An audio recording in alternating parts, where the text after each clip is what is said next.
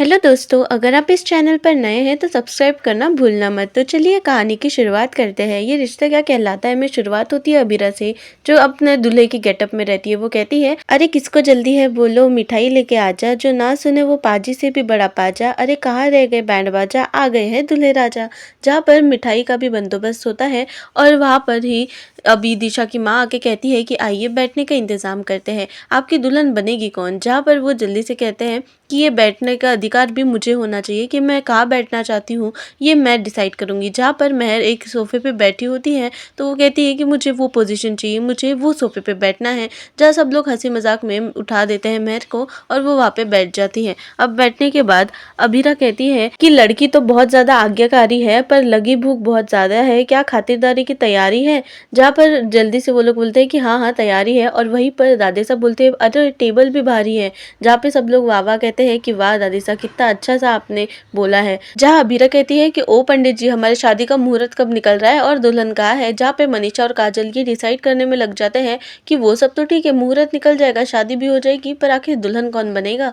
जहाँ पर अब अबीरा कहती है कि मैं दूल्हा हूँ तो दूल्हे को पसंद करना चाहिए ना दुल्हन, और वो जल्दी से जाती है और महर को एज ए दुल्हन की तरह पसंद कर लेती है। विद्या की तो आंखें फटी की फटी रह जाती है ये सब देखकर। जहाँ पर वो कहती है कि हाँ मुझे तो यही दुल्हन चाहिए, और फिर वो महर के सामने बोलती है कि फंसने के लिए तैयार हो जाओ। जिसके बाद सब लोग सुन लेते हैं तो वो कहती है कि मेरा मतलब है शादी के बंधन में फंसने के लिए तैयार हो जाओ। जिसके बाद अबीरा जो है वो महर को कहती है कि आज तेरा भांडा जो है वो मैं फोड़ दूंगी। अभी मैं भी देखती हूँ कि आज तेरी शादी जो है वो कैसे होती है, और तेरा सामना अब मुझसे है तो मैं तेरा भांडा जो है वो फोड़ दूंगी।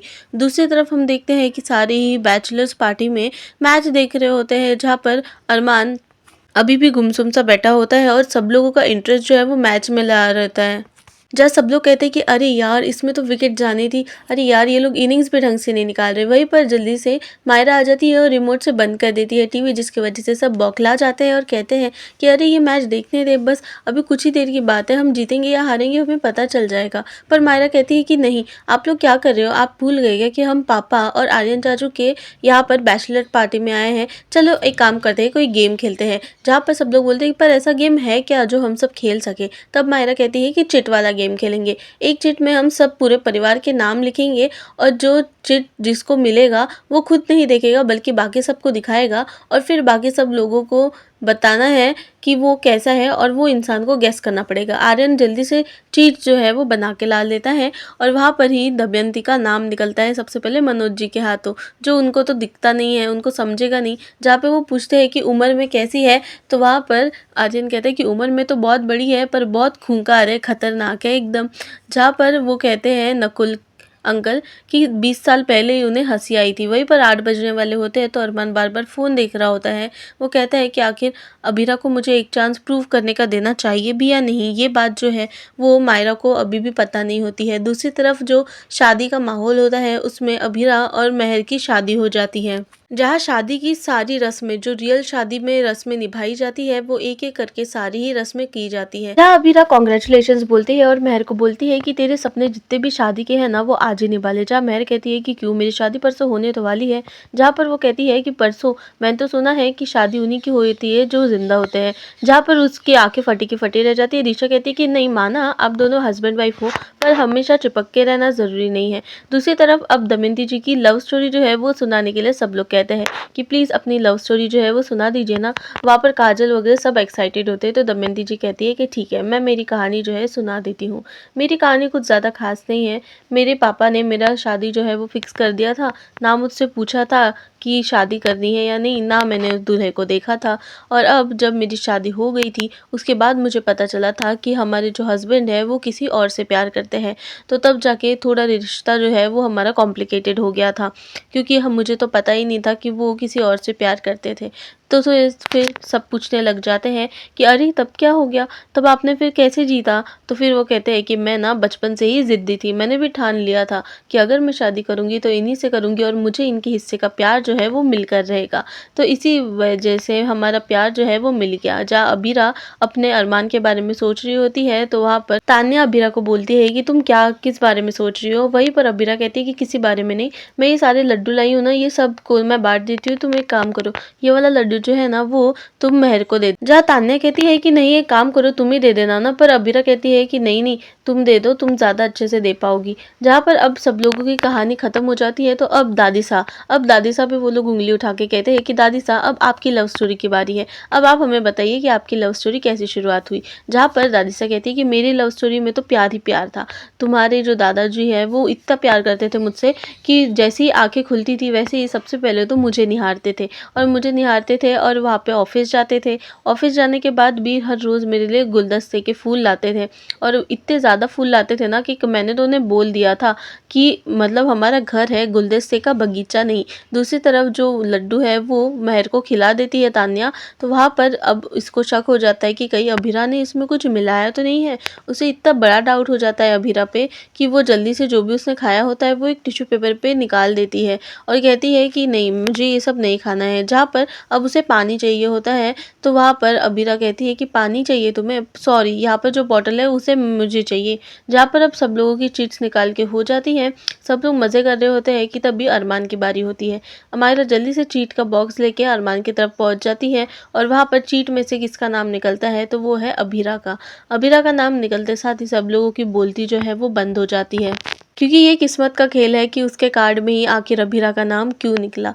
जहाँ पर अबीरा का नाम निकला है तो अरमान पूछता है कि क्या ये मुझसे एज में बड़ी है।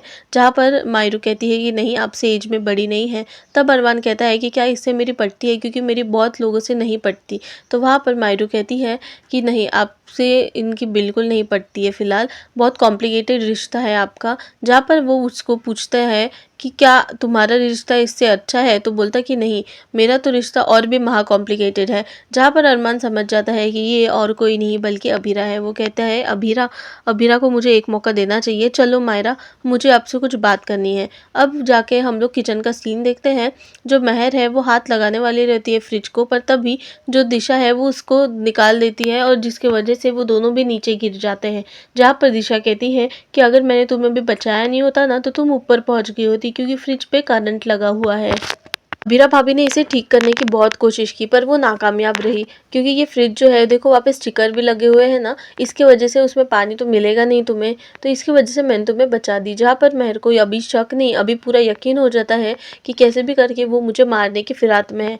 वहीं पर पास में पड़ा चाकू उसे नज़र आता है और वो चाकू को लेकर बाहर जाने वाली होती है। तभी अभीरा फ़ोन पे बात करते हुए दिखाई देती है कि कैसे भी करके जो महर है उसके गाड़ी के जो टायर हैं वो पंचर कर दो ताकि वो आ ना पाए और उसका जो भी हादसा होना है वो हो जाए। जहाँ पे वो फ़ोन रख देती है और मेरे पे नाम नहीं आना चाहिए ऐसा भी बोलती है कि तभी महर जो है वो उस पे हमला करने के लिए पीछे पड़ती है उसके भागने के लिए, पर इससे पहले कि वो भाग पाती है उसका पैर अटक जाता है और वो नीचे गिर जाती है।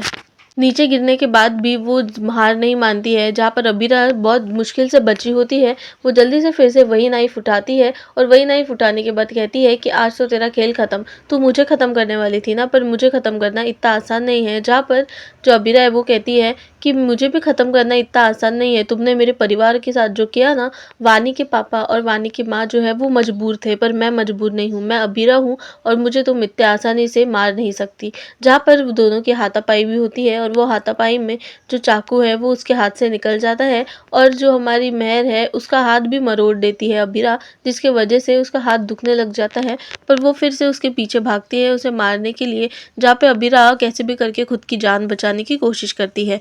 और अबीरा के दिमाग में वही बात चल रही होती है कि अरमान तुम कहाँ पे हो, अब मायरा को लेके तुम्हें आना चाहिए ना, आखिर तुम हो कहाँ पे। जल्दी से उसके हाथ में फिर से चाकू आ जाता है और महर जो है वो बहुत ज़्यादा हंस रही होती है। महर कहती है कि तुमने मुझे कहा था ना कि आज मेरा आखिरी दिन है, अब देखते हैं कि आखिरी दिन आखिर तुम्हारा कब होगा।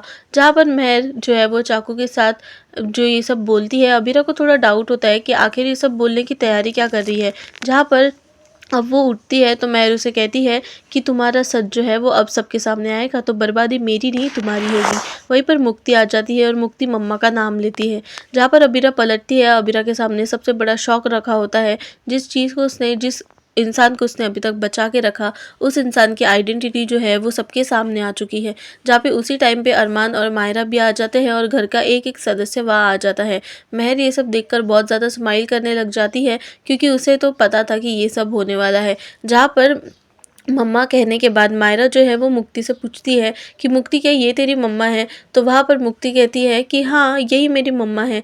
जिसे सुनकर सब लोग बहुत ज़्यादा शॉक हो जाते हैं और सबसे बड़ी शॉक में तो मायरा चली जाती है। मायरा की आंखों से तो आंसू निकल रहे होते हैं कि ये वही वानी है जिसकी वजह से मेरी माँ का प्यार जो है वो मुझसे छूट गया था। जहाँ पर हमें फ्लैशबैक दिखाया जाता है कि कैसे जो महर है उसकी याददाश्त वापस आ रही होती है।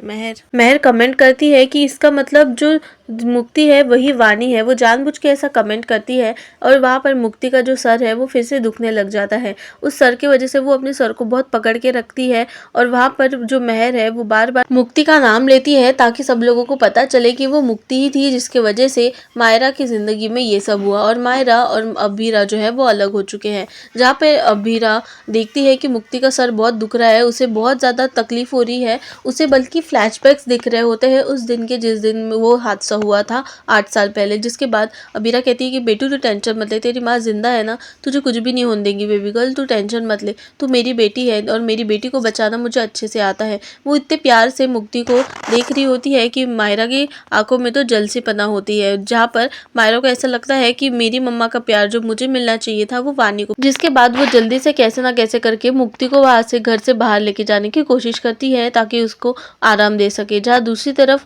मायरू जो है वो पूरी तरह से टूट जाती है और वो बैठ के ही रोने लग जाती है। वो रोती है कि पापा आखिर मेरे साथ ही ऐसा क्यों हो रहा है, क्या ये मेरी असली वाली मम्मा नहीं है? अगर ये मेरी असली वाली मम्मा होती तो शायद ये सब नहीं करती।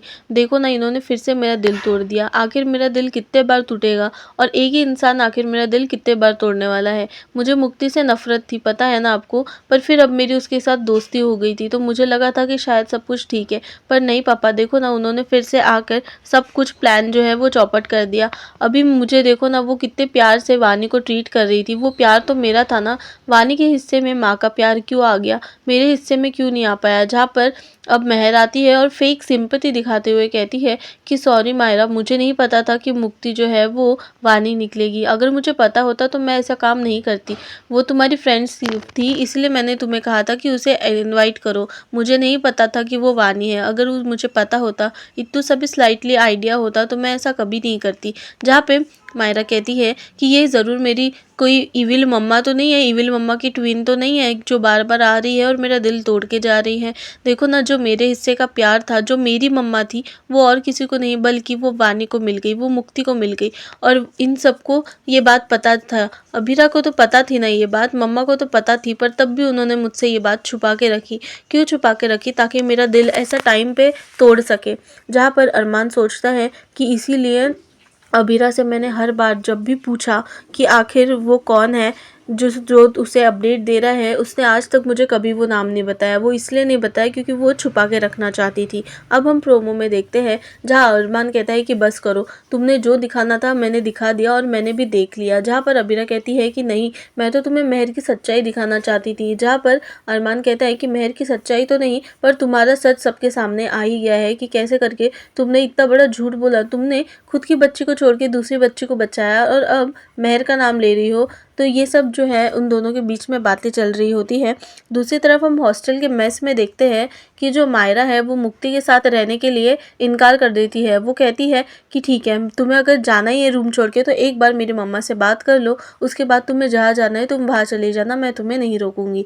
जहाँ मायरा कहती है कि मेरे सूटकेस को हाथ भी मत लगा। तो दोस्तों, आपको ये एपिसोड कैसा लगा मुझे कमेंट सेक्शन में बताना भूलना मत। जहाँ पे ये लोगों की नोकझोंक इतनी ज़्यादा बढ़ जाती है कि अभी तो बीच में महर की शादी भी है। इसमें सबसे ज़्यादा फ़ायदा अगर किसी को हुआ है तो वो महर को और विद्या को हुआ है। विद्या के अकॉर्डिंग तो अब अबीरा जो है वो सबकी नज़रों से नीचे गिर जाएगी। क्यों? क्योंकि उसने मुक्ति का सच जो है वो छुपा के रखा और हमारी मायरा को धोखा दिया, जबकि ऐसा उसका कोई भी करने का इंटेंशन नहीं था। तो दोस्तों, एपिसोड अच्छा लगा हो तो सब्सक्राइब